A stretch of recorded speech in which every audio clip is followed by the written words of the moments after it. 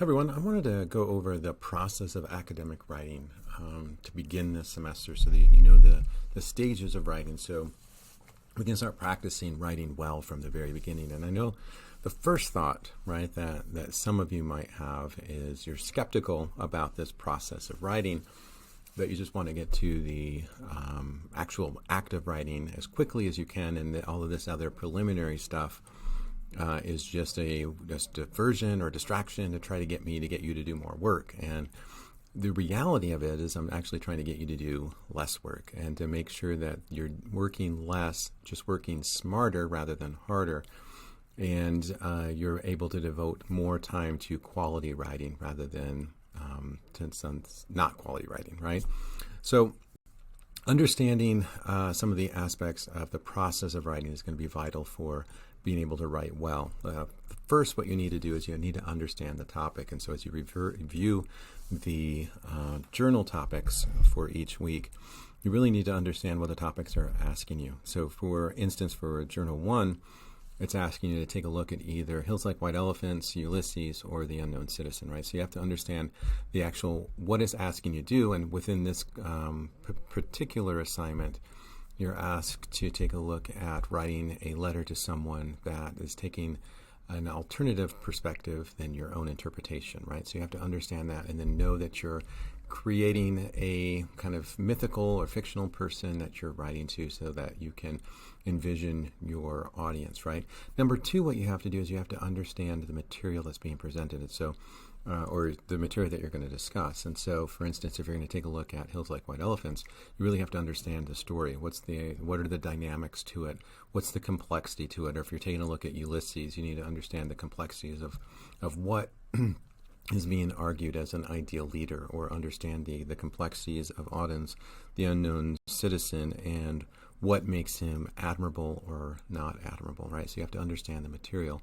Then you have to develop an argument. You have to suggest that whether Jig has the abortion or not, or whether Ulysses is a good leader or not, or whether the unknown citizen is an ideal or a admirable person or not. You have to develop your own argument, right? So that's where your thesis comes in. I've designed the topics for each weekly paper to be centered around research questions, which we'll take a look at in a little bit, perhaps next week.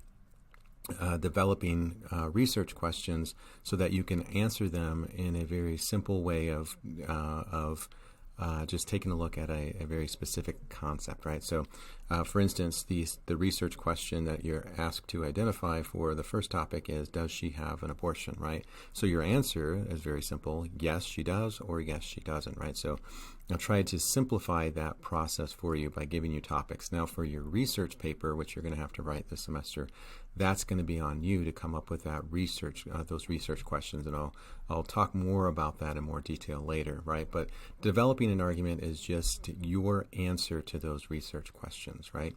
Then what you need to do is you need to brainstorm your ideas, and I've given you online Wagner's talk on this, on mind mapping, to give you a concept of how to do this. And I wanted to demonstrate a little bit for you on how to do this on topic 1, right? So let's take a look at Jig's decision to have the abortion or not. And if I was to do a concept map with this, to do some pre-writing, to organize my own ideas, I would have on one side that she's going to keep it, and on the other side she's not going to keep it. And so what I would do is I would take a look at this and I'd say, okay, keep it. What kind of evidence do I have that would suggest that she's going to keep the baby? And so then I would develop an argument. Let me see.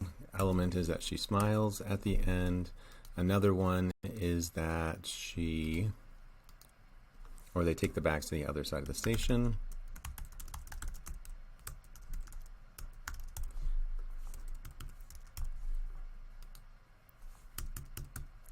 Another one could be that she says that she feels fine, right? So just take a look at a couple of these elements, and then I would say on the other side, why might she not keep it? Then you can argue that she relies on, the man doesn't want it, child.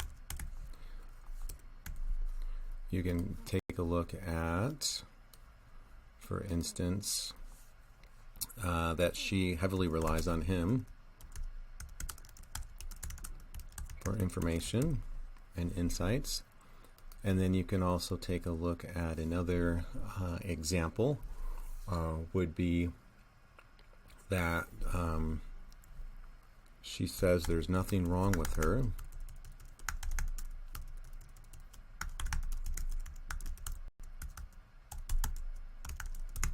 That she feels fine. So you can take a look at that in terms of she's kind of moved on and she's decided to go through with it, right? And so then what each of these points you would do is, so then you'd have to decide, wow, am I going to go towards one way or am I going to go towards another way? And one day you might feel more towards, you're leaning towards not keeping it, and one day you might feel more towards keeping it. Then what you would do is you would just make a decision on what your thesis is going to be, and then each of these would be a paragraph, right? You would focus on what the smiles actually mean at the end, and the fact that she wasn't smiling before, the fact that the other side, they've taken bags to the other side of the station. What that suggests is that there is a course direction. You could take a look at the setting and how the setting influences the story, and you could take a look at how she feels fine, that they've come to some type of determination, right? So each one of these would be a paragraph where you can go into more detail on what these specific points mean, right? Or if you decided that she's not going to keep it, you can suggest that the man doesn't want it, that he has power, that he's older than her. She does not speak the language, so she's constantly relying on him for information and insight. And then at the very end, they've come to an agreement that she says that there's nothing wrong with her, right? So each of these would be a paragraph that you would take a look at. And so if I was to do an outline, right, I would just do an outline jig. I would do a thesis up here where I'd say that Jig's decision is that she decides to keep it or not keep it. And then I would say point one, the fact that that she smiles at him. Point two is that he takes the bags to the other side of the station, and point three is that she says she feels fine, right? So I would just do a very quick outline, and then I'd have my concept, my brainstorming concept map set to go to then write these ideas out. And so what I would recommend, I know that it seems like this is more work, but what you're really doing is you're just brainstorming your ideas. You're really starting to hone in what your thoughts are. Too many people start writing without really knowing what their thoughts are, and that leads to a very cluttered argument. It leads to very messy ideas. And so if you brainstorm your ideas, your paper will be much more focused. And if you think about it, how long did that really take, right? How long did it take to brainstorm those ideas? Maybe it takes 5-10 minutes, and that 5-10 minutes will save you about an hour's worth of work of sitting in front of a blank screen, not really knowing where you're going to go or what your ideas really are, right? So actually brainstorming your ideas helps you to focus and actually makes a better paper, right?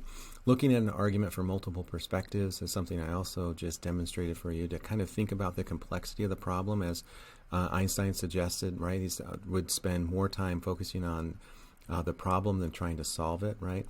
And then you just start looking for evidence, right? And that's what I was trying to do is with the concept map, right? As I was taking a look at both sides, and then I was finding evidence that would support both arguments, and then I'd make an outline, and then I would write. But the writing here, if you notice this is only a small part, right? This is only 1/9 of the writing process. And too often people are spending the entire time doing this and not doing anything else. And it actually weakens your paper. And then once I write it out, right, so I'd probably spend maybe 45 minutes to maybe an hour actually just writing after I have my clear, well-developed ideas. And the rest of the time I would spend just editing it, revising. Is this clear enough? Does this make sense? Do the ideas tie together? Is there a good flow, right? And so thinking about how to connect ideas and to refine it. And so this is the writing strategy. This is what I'm going to teach you throughout the semester. This is what I'm going to continue to emphasize. And I just wanted to show you a couple more things. This is a manuscript from Joseph Smith's writings. And you can see here where he's made some revisions, right? That writing is not just a singular act where God just speaks to our minds and we don't ever have to go back or make any revisions, right? So Joseph Smith had to go back, even on something as important as this.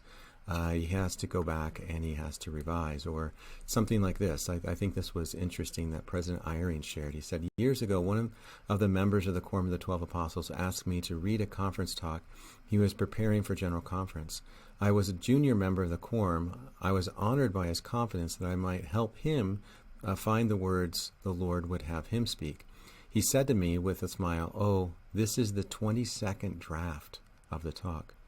I read, pondered, and prayed over that 22nd draft. I studied as best I could under the influence of the Holy Ghost.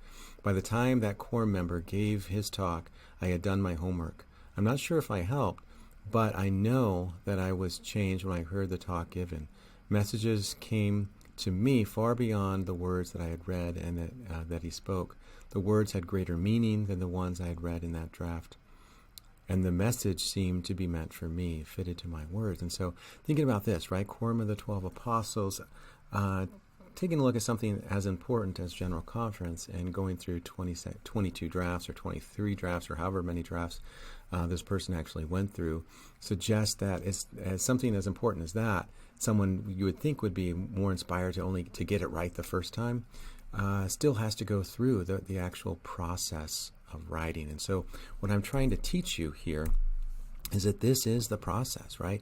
Writing is editing. Writing is brainstorming, right? It's not just this singular act. That's just a small part of actually writing the words out. Once you get to know what the other arguments are, seeing things from multiple perspectives, and making an outline, this becomes much easier because you have a roadmap to follow. And once you follow that roadmap and you have refined ideas, it becomes a lot easier to edit your paper. You know exactly where the weak points are, and you can strengthen your paper. So this is what I'm hoping that you guys will apply throughout the semester. I know it seems like it's much more work. It might be a little bit more work to a certain extent on the front end of things, but as you've seen with me giving you an example of a concept map, brainstorming ideas, it doesn't really take a whole lot of time once you start understanding what the topic is and start understanding the material. It doesn't take a whole lot of time to start brainstorming. It just takes a few minutes to do this, and then once you do this, the writing act actually becomes a lot faster, a lot easier, and more importantly, a lot better.